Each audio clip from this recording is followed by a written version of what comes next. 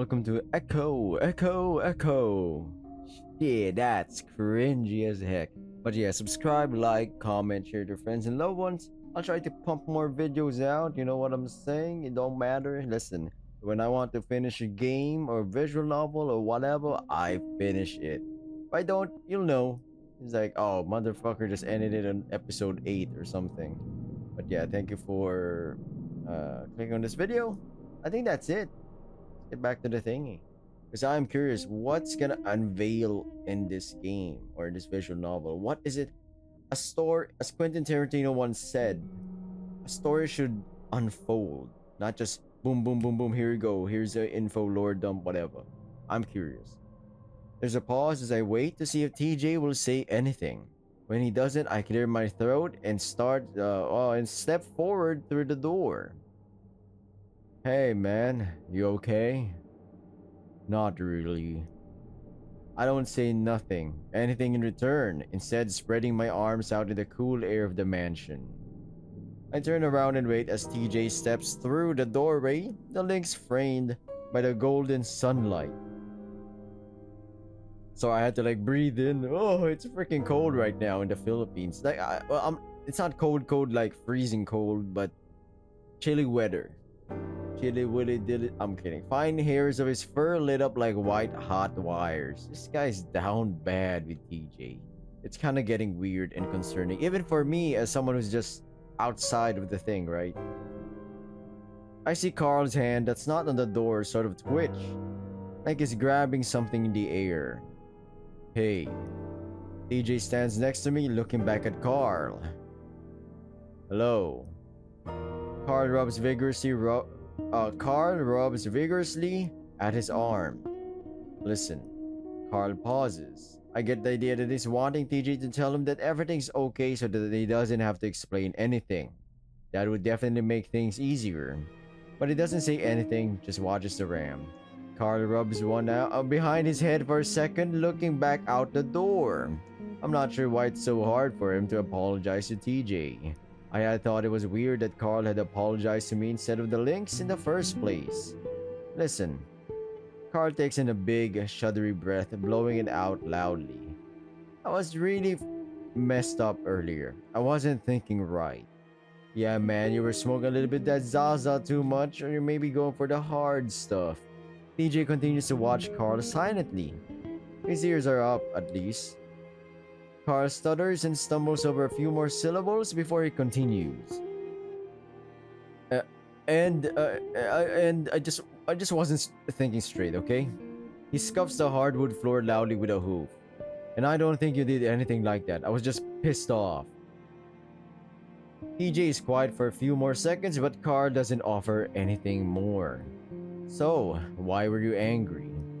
Carl sighs, then leans his head back against the door, his horns knocking loudly against it. You said some shit that I'm ass hurt about, okay? It wasn't your fault. TJ folds his arms, looking down. Well, what was it I said? Carl shakes his head.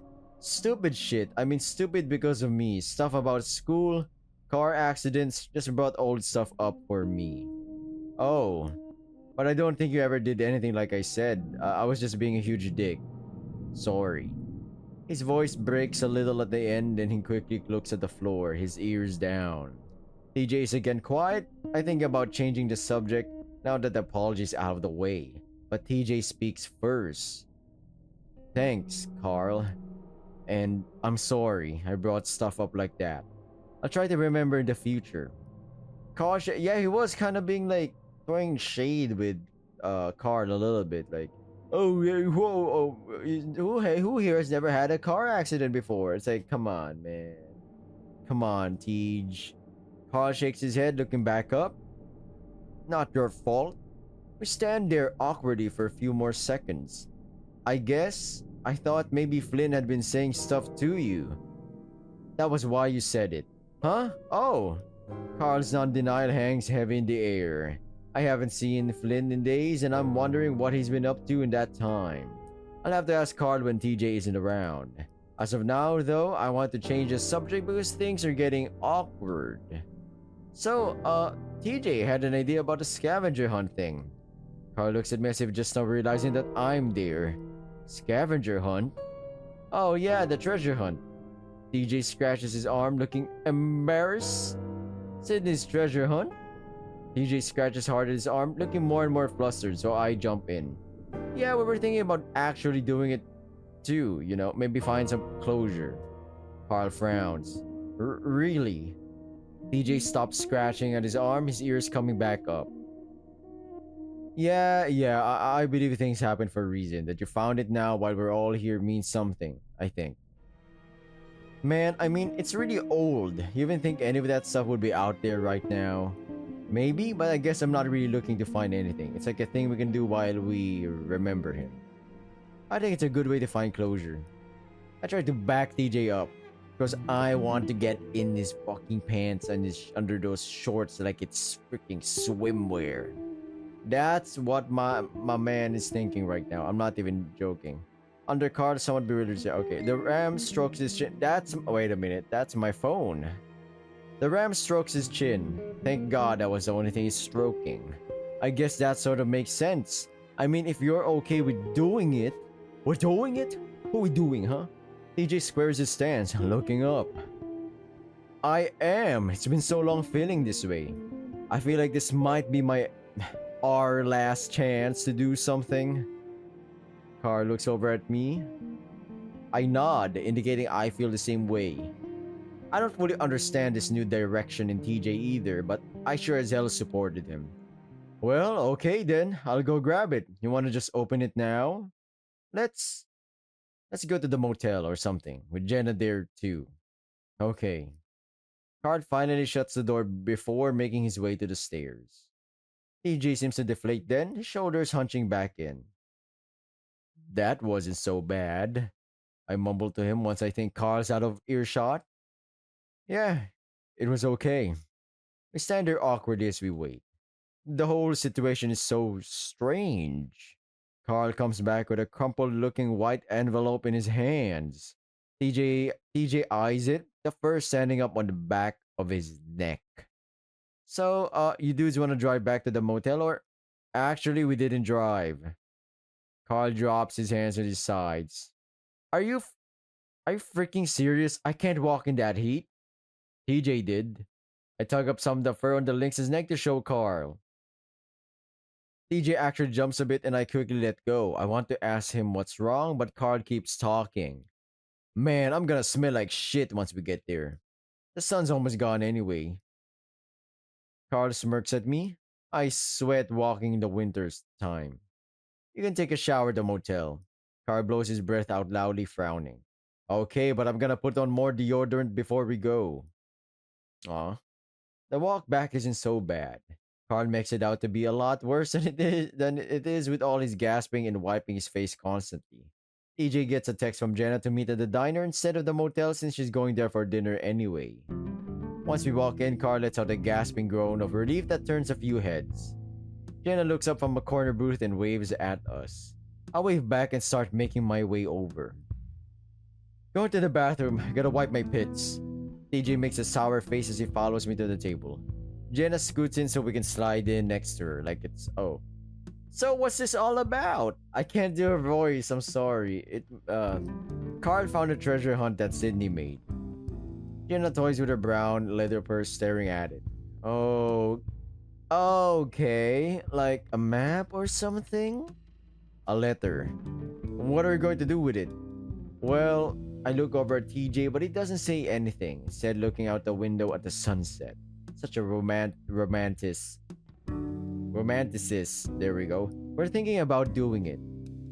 Who we doing, You're thinking about going on the treasure hunt? Yeah.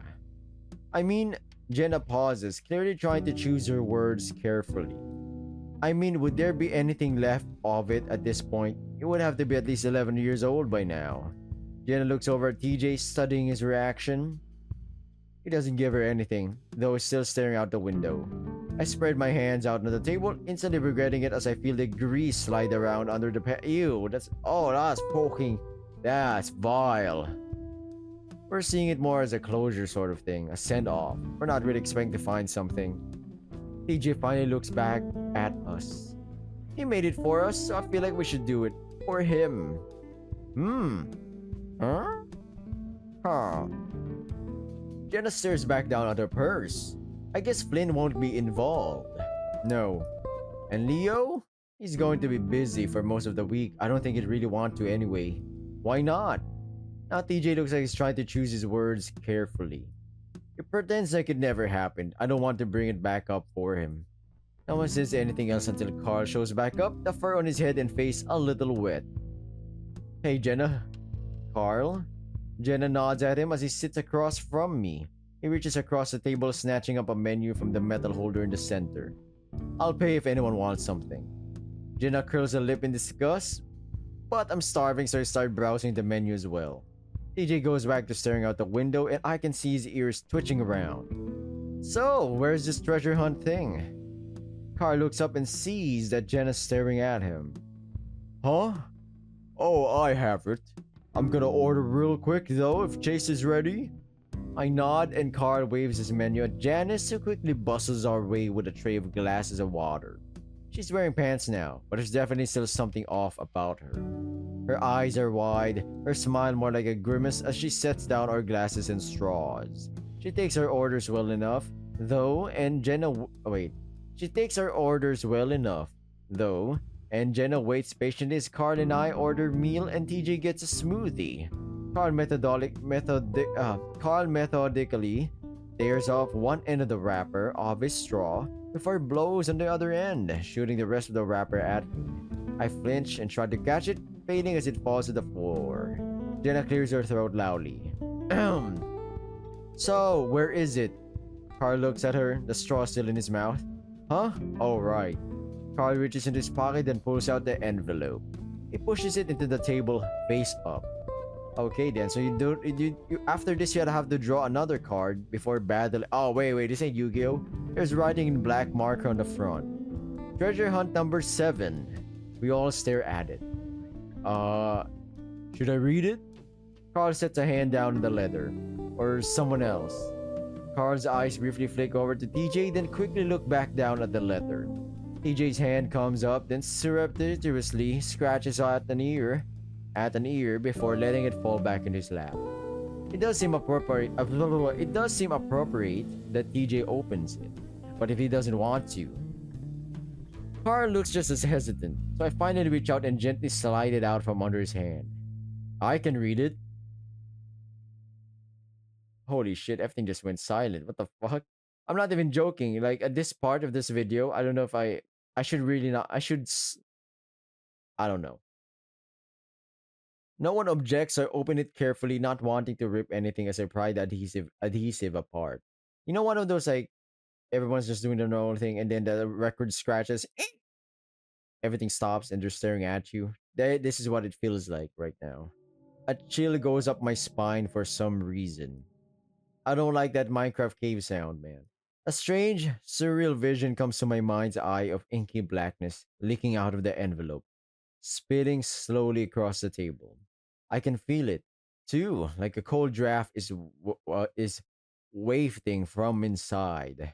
I pause, feeling an emptiness in my chest. What the hell? I give my head a small shake, breaking out of the trance.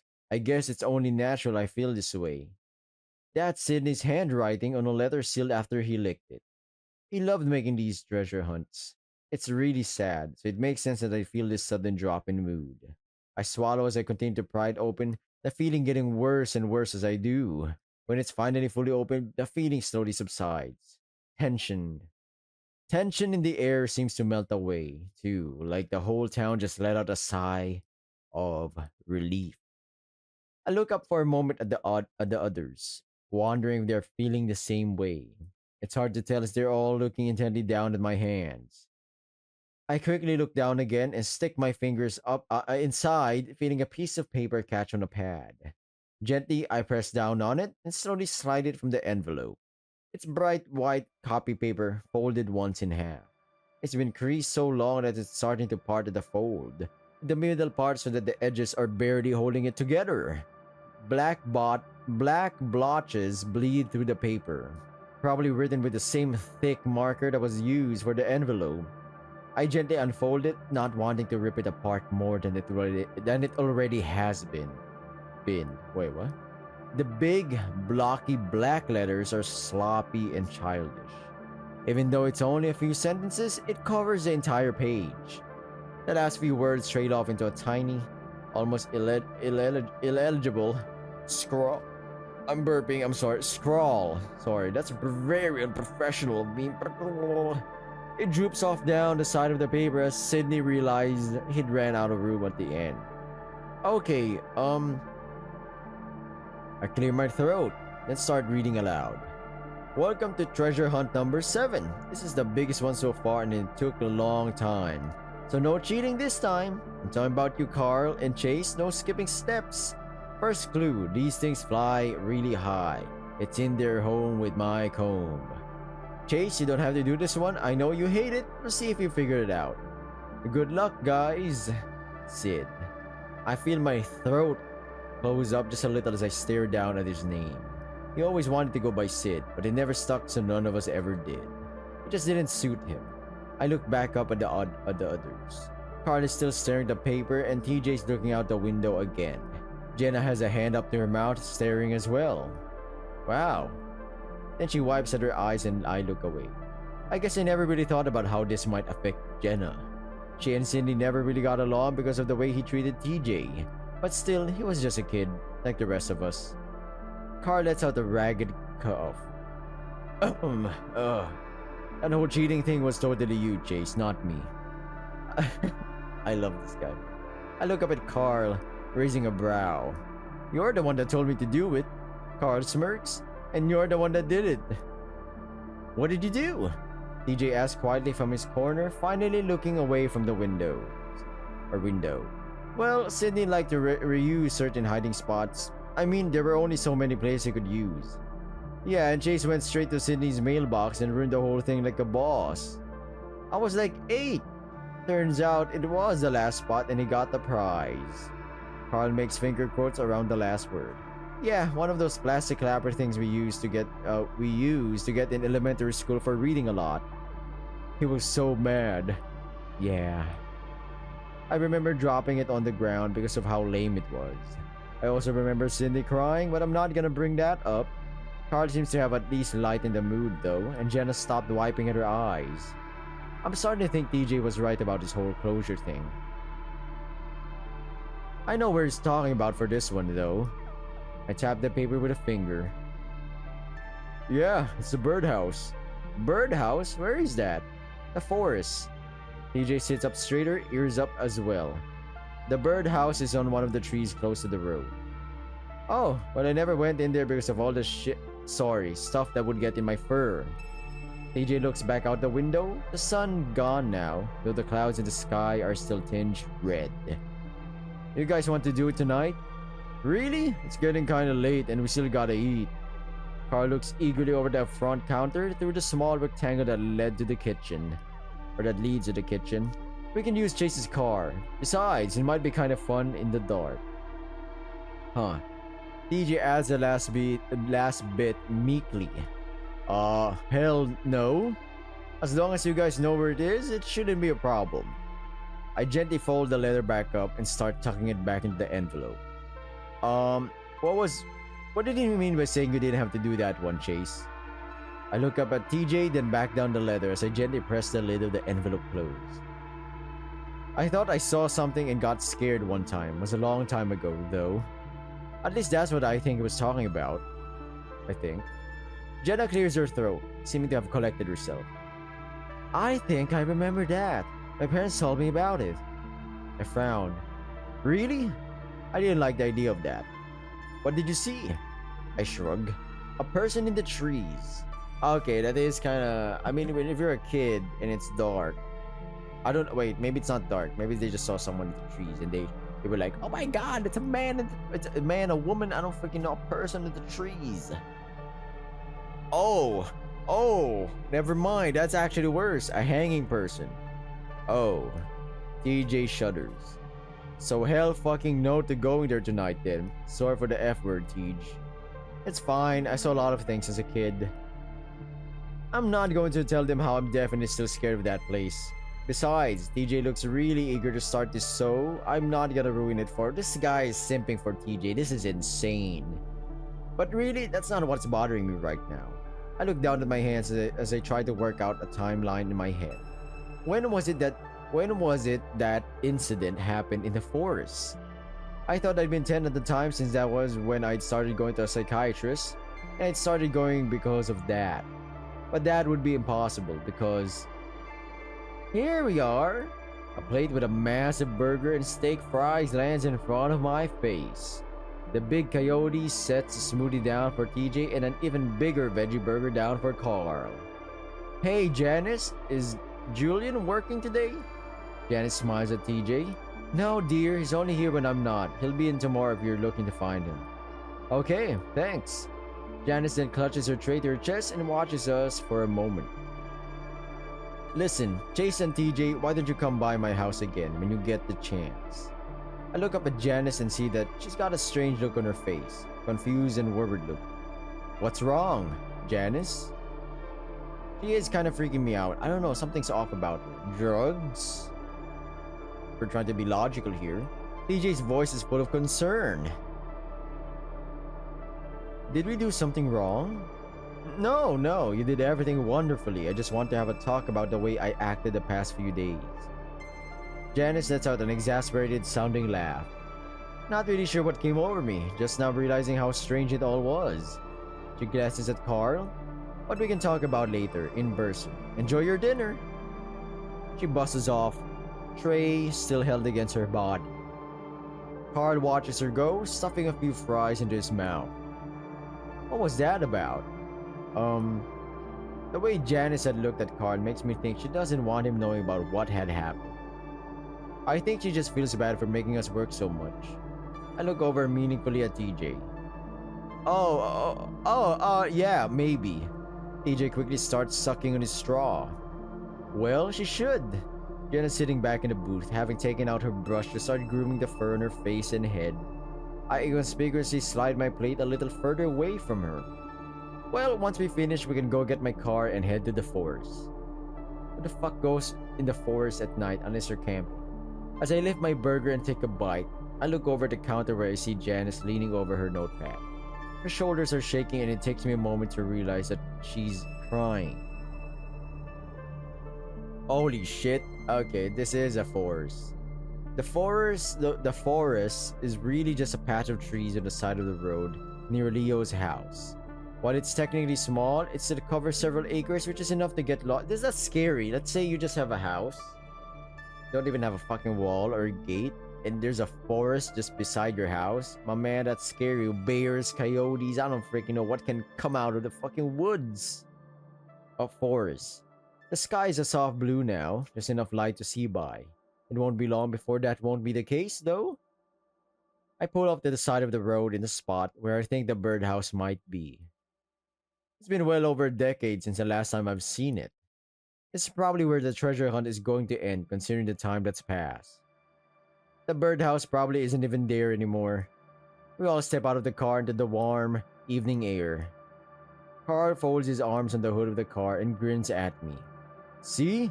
Even with the sun gone, it's roasting. At least you can drive me home now. Yeah. I look over at Leo's house, but his truck is gone. TJ catches my glance. I might tell him what's going on if we find something and you want him to join us. TJ picks at his claws. It's alright. I give him a quick side hug as we step up to the edge of the trees. I can see why TJ doesn't want to tell Leo about this. It was right about Leo pretending it didn't happen. I can't imagine it would go well if we told him about drudging up old Sydney's scavenger hunts.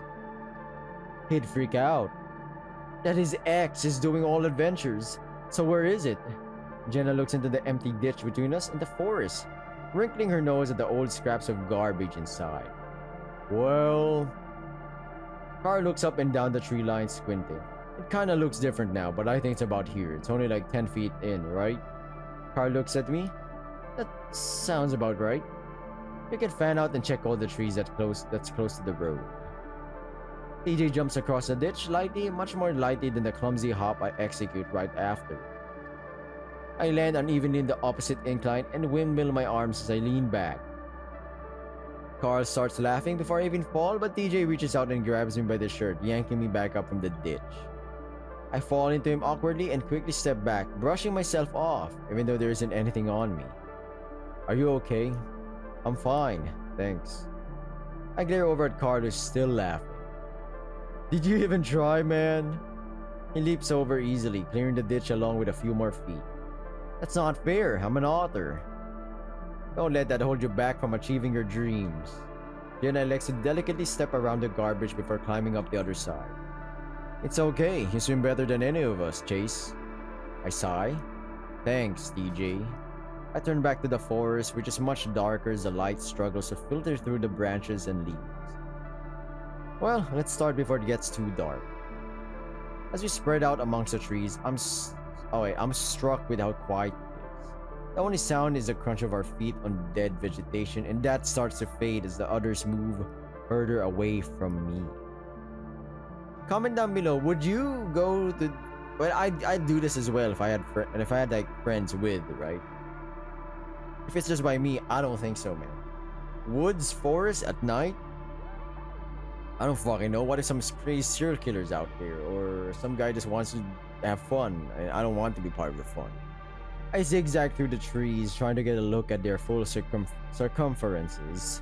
From what I remember, the birdhouse was a plain old wooden thing that hardly stood out from the trunk that it was attached to. We might not see it even if we were looking right at it. While it's been a long time, walking between these trees does bring back some memories. We stopped coming here after what happened to Sydney, mainly because this was his favorite place to hang out. He liked to play capture the flag here. I can still remember how fast he was, how he'd only catch glimpses of his tail between the trees before he disappeared with the flag. His team won almost every time. The summer 2002 was the last time we played. Sydney had even been getting along better with TJ then. That might have been the best summer of my life until it happened. It was almost like Echo saw us having too much fun and wanted to end it. Wait, Sydney's an author, right? An author, sea otter? How the fuck did he drown? That's... For them to drown, they would have to not somehow, be in the water for more than 5 minutes or something, right? That's crazy. I'm just thinking about it. I get it. Fish can drown. Dolphins can drown. Whales can drown. Sydney had still been a dick though. The image of Sydney whipping TJ mercilessly with the towel we used as a flag comes to mind. I move closer to the edge of the tree line before slanting back in again. Looking up between the branches, I see that the sky is a darker blue now. Pretty soon it'll be pitch black. It was about this light the last time I was here. I'd come alone and I was 10, maybe 9? It's hard to remember now, but I think I'd gone there because I was sad. I'd had good memories of the forest, so I thought going there might make me feel better. I was standing in the forest, waiting to see if I did feel better. It didn't happen, so I sat down the leaves and started crying. I was there for maybe 5 minutes before I heard some branches creaking above me. I looked and saw feet swing. Oh, that's fucking scary, mate. Or I'll be more shocked, I guess, than scared. I'll be like, oh my god, I gotta call someone. This confused me, so I stood up and backed away. Staring up as I slowly realized I was seeing a fox being hung by its neck. Even now I can remember the way he looked, his overalls and his white shirt. His head had been tilted down toward me, his tongue lolling out of his muzzle, his eyes blank. I can even remember what looked like pinkish red blood on the white fur of his chin. Then I tripped over a branch, and when I looked back up, he was gone. I can't remember much after that except that I'd gone home and told my parents. That ended up with me seeing a doctor. They never found anything wrong with me, at least anything that might relate to seeing things. In the end, we were told that sometimes kids hallucinate, that it would stop happening as I got older. I hugged myself, feeling cold and a little scared now that I've brought up that old memory. While I know that I was at the age where kids hallucinate most often, I still can't get out of my mind how real it had been. Still, that's not exactly what's giving me the chills right now. Number 15. Because I just realized that had been the summer after Sydney passed. That's why I was sad, because I remembered how happy the summer before that had been. So what Cindy wrote doesn't make any sense, unless I'm going crazy. A creek behind me makes me... Wait. So it would mean he would already been dead. This fucking treasure hunt shouldn't even be happening. What the fuck? A creek behind me makes me jump and I whirl around, eyes scanning the branches, terrified of what I might find. I'm sorry, but there's nothing there.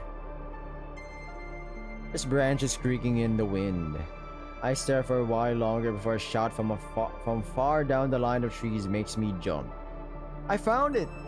It's TJ's voice, high-pitched and excited. I shake myself out of my trance and start jogging towards where the lynx's voice came from. Maybe I've confused things and I'm just remembering things incorrectly. It's the only thing that makes sense. As I come up on the lynx, Card and Jen are already there, standing around the tree trunk. Sure enough, a little wooden birdhouse is tied to the trunk with rusty wires. I can't believe it, it's still here.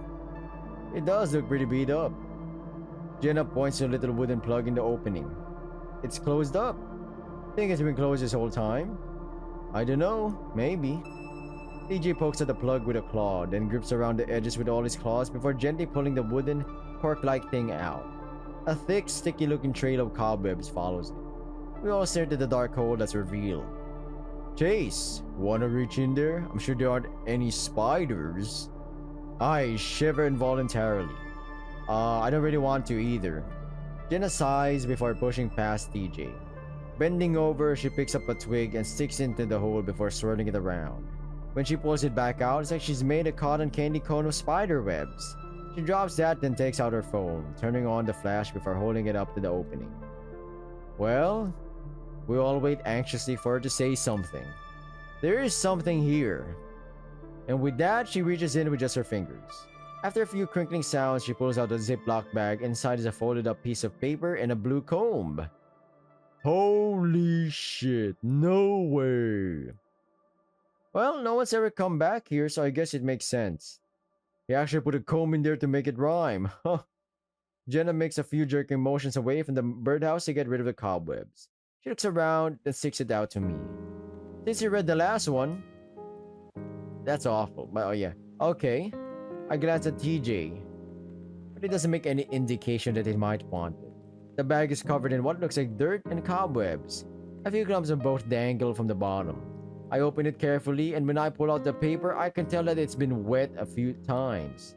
It's a little crumpled, but when I unfold it, the water damage isn't bad enough that I can't read it. Still, the paper immediately splits in two this time, and I have to hold them up together as I read it. It's dark to the point where I have to have Carl hold up his phone to give me some light. Good job, but that was a little easy, right? Next, we'll find out how brave you are. I know this is already a scary test for Chase, but that doesn't count. Do you really remember? Get a flashlight and make sure Leo is with you. Here it is. Stay in school. It will be cool. We'll have fun in 301. I hope you don't die. Sid. We're all quiet for a moment, then TJ giggles. I look at him, but he's covering his mouth with a hand so I can't see him smiling. That's not really a riddle, is it? I smile. Go easy on him, he was a kid. Sorry. So the oldest school in room 301. I assume that's what he meant by a test of courage. Shoot, he went in there all by himself? I would even do that now. Yeah, that is a little weird. The feeling that something isn't right grows inside my chest. Well, we have to break the law to get in there. We'll be trespassing. Jenna glances at TJ because we all know the lynx wouldn't dare break the law. Besides, it's getting late. Maybe we can go check it out tomorrow. One of us can go in for you, TJ. TJ looks up at the sky where stars are starting to twinkle through the branches. Well, if we're going to trespass, we should do it at night, right? Jenna's mouth falls open. What? TJ looks flustered. I mean, we don't have all that much time left here, so we should probably get as much of it done as we can. So you're... Oh, this man is losing. You're okay with breaking the law? You do know the song. I fought the law and the law won. Well, yeah, if it means we can finish this. Okay, Tej, this guy can't wait. We all stare at him. I don't know what else to say. I just really want to get this done. It feels right. We're quiet for a moment before Carl claps his hands together. Well, alright then, let's go. We still got a few hours before I'm going to bed. Jenna sighs loudly. Alright, but I want to get back before 10 so that I can finish my papers. Yeah, don't worry. Onward! Carl marches ahead of us, taking a running leap to cross the ditch. I look at TJ, who's still looking fidgety again. Hey, we'll finish this before we have to leave, okay? TJ gives me a small smile. Okay. This is a school. If I recall, this shit closed down. Carl says that the cop still patrols Echo randomly, at least once at night. Or a night. Because of that, we let Jenna sit out in the car and keep watch. If someone shows up, she'll text us, which should give us something to get out the back of the school. It does still look suspicious as hell, but as long as we're not caught in the property and have some sort of excuse, we should be fine. At least that's what Carl says. Or says. We stand there in front of the door, and I notice that a couple chains hang loosely off the door. No lock to be found. Well, at least that hasn't changed. Carl shrugs. Teenagers break in all the time. No point in putting a lock back on every time. Carl gives the door a shove. It slides open very slowly, letting out an unearthly squeal as it does. The three of us stand there staring into the darkness. TJ fidgets next to me. Having second thoughts? No! His voice comes out in a crackly squeak that Carl snorts at. Just so dark. Nighttime has a way of doing that, my man. Good thing I charged my phone before we left. Carl takes out his phone from his pocket and holds it up before turning on the light. Mine's almost dead. We can share. I don't like this. Fucking druggies might be here, man. Is this a crack house? Carl sweeps the light inside, revealing graffiti, covered walls, and dirt-covered floors. Nice. I look back and see Jenna staring at us from the car. She gives me a thumbs up. I inhale deeply. Well, let's go. I take out my own phone and step inside, and TJ follows me. Carl stands next to us, spinning in a circle. Well, it's not that creepy. Okay, so the rooms here are the 200s. TJ points up at the doorway next to us, a small label above it reading 203. So that means that we have to go up one floor. Carl sweeps his light around and points to the staircase. Shall we? Those things better be stable. Carl points his light up the staircase. I can see some graffiti up there. It's probably fine. That means people have been there, so long enough to make, to fucking vandalize the place. The ram leads the way. At first tentatively setting a hoof on the first step before testing the next. Yeah, it's good. And with that, he strides up the stairs while TJ and I following a little more hesitant. Why don't they just demolish this place? Heard they want to turn it into a museum. Can't see why though. Carl shines his light on the railing. The wood rotted and broken. Hey, do you guys remember when Chase saw someone staring out from one of the windows up here? Oh my gosh, please don't talk about this right now. Do you even remember that, Chase? Yeah, actually, that was a long time ago. I hardly remembered it, but I do remember seeing a dark form in one of the windows. Why is Chase the one seeing this? Does he have some kind of third eye? I've been positive it was just an object sitting in the room, but I'd want to tell my friend that I'd seen a ghost. It was nothing like what I saw in the trees. Thinking about it is creeping me out though. Stop! TJ whines as we reach the top of the stairs, then, clearly trying to change the subject, points up at the door. Alright, 305, so maybe this way. Chase, let me see your phone.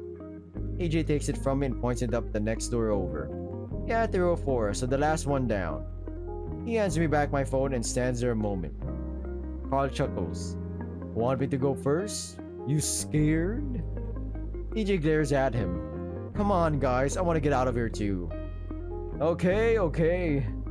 Carl leads the way again, down the hall to the very end. There's more stuff in the way on this floor with a lot of desks and chairs. Carl keeps his light up, counting down the doors. 303 and 302. 302. Fuck! He jumps a foot into the air and I point my light at Carl. What? Carl turns around sheepishly, rubbing his hip. Ran into this stupid desk, hurt like a mother. Really? Carl? TJ clings to me, taking a deep breath. And here's the door. Carl points a light back up above the door, and sure enough, there's 301 up there. TJ and I stand next to him, both staring to the dark room. Hey, I think this might actually be the room you saw the thing staring at you from. Carl. There's a warning tone in TJ's voice. I rub my chin. Actually, yeah, I think it is. TJ sighs loudly and closes his eyes. Guys, please, can we just. Yeah! Ah! Carl throws his hands into TJ's sides to yell, sending TJ into a hysteric fit of screaming and grabbing onto me. I stumble as I try to keep the lynx from rending my flesh with his claws. Oh shit, sorry, Oh! Carl reaches out too. I assume, comfort TJ, but gets a backhand across the face in response. You ass! I watch the two of them with wide eyes, never having seen TJ so indignant. Carl stares back, a hand up to his cheek. Whoa. Alright, let's start looking. As if nothing had happened, TJ takes my phone and strides into the room, his tail twitching in irritation. I can't believe you slapped me. Carl calls after him, but that gets no response. I smile. He got fucking slapped. That technically is deserved. Deserved. I smile, trying not to laugh as I walk past the ramp. Can you? He asks me, rubbing his cheek as he follows me in. Hey, you asked for it. Probably not the best time to be scaring him. Yeah, whatever. What the hell are we looking for anyway? I look around. From what I can see, there's not much left in the room. A few desks are pushed up against the wall, and aside from a chalkboard and map at one end of the room, there's nothing else. I go over to stand by TJ at the other end of the room, looking at the desks. There's not much in here, is there? TJ sweeps the light around the room, frowning. Not really. He points the light at Carl who's at the other end of the room by the chalkboard. Anything written on the chalkboard, Carl? Carl shines his light on the board, then gasps. What? There is. It's a whole lot of dick. Carl steps to the side, pointing his light at the board, and sure enough, it's covered in countless drawings of dicks. TJ sighs. I mean, we were bound to hit the roadblock eventually. I trail off, staring at the window at the far end of the room, where I see a small-looking box on the ledge. What's that? I point. Oh, no, the music is gone again. Shit's serious. I point and TJ shines a light over at it. A metal toolbox glints back at us. TJ immediately walks over to it and I follow him. Carl joins us as TJ fiddles with the latches, popping them open. There's a soft creak as he lifts the lid, a tray extending out as he does. And there, behold, sitting in the tray is another folded piece of paper. There's no way. Yeah, that makes no sense. Why not? TJ gently picks up the note, handing me back my phone. Shine that on this for me, please. Someone would have taken it by now. Well, they didn't. They didn't, see? TJ had unfolded it and he shows me the handwriting, the exact same we'd seen in the other two notes. I frown, but I don't say anything more. Maybe it did just sit here for the past 10 years. No one wanting to bother with an old-looking tool, but that's fucking cap. But this place is broken into regularly with the whole point being to tag or take stuff. Someone definitely should have taken it by now. This is all on top of the idea that Cindy came in here as a little kid just to hide a note. Something isn't right, and I'm starting to feel uneasy. I don't have time to dwell on that, though, as TJ begins to read. So you went to the school. You found it with some tools. Next, go to where I sleep, where I watch a sleepy, make some videos that creep. It's where I keep my secrets, something Chase can't keep. Sid. It's silent for a moment as we all take that in. I feel my face flush and my fur prickle as I wonder what the hell that last line is supposed to mean. Carl and TJ don't look at me, but I can sense that they want to. Carl is the first one to make a sound, clearing his throat. So, Sydney's bedroom, maybe? That's what I'm thinking. This is a kid writing this stuff, so it should be pretty straightforward. I shake my head. Really, guys? TJ finally looks over at me. What? There's a defensive tone in TJ's voice, and I know he knows what I'm about to say. This this is way too much. I agree. We're like 44 minutes in, 45. Can I even push one more? Sure. TJ frowns at me. Too much what? You know. I trail off, not used to TJ looking at me this way. He lets the silence drag on, and I look over to Carl for help. He clears his throat again. You know, TJ, this is pretty weird. Like, someone would have probably taken it by now. Why does that have to be the case? People could have just missed it. We almost did. TJ looks back down the note, holding it in both paws. I reach out for it, but TJ pulls it back, like I'm going to try and steal it from him. Um, can I look at it for a sec? TJ hesitates, then holds it out to me slowly. I'm gonna end this video right here, everyone. I'm a bit tired. I'm gonna hit the sack. Yeah. So thank you for watching. Subscribe, like, share to friends and loved ones. If you don't want to watch this series, you can check the other series, my videos. I have to actually make more playlists. Organize some stuff. Yeah, that's my bad, everyone. Sorry for that. See ya. Good luck on whatever you're doing. If you're tired, you can stop by in the videos. You know, check it out. See ya. Later.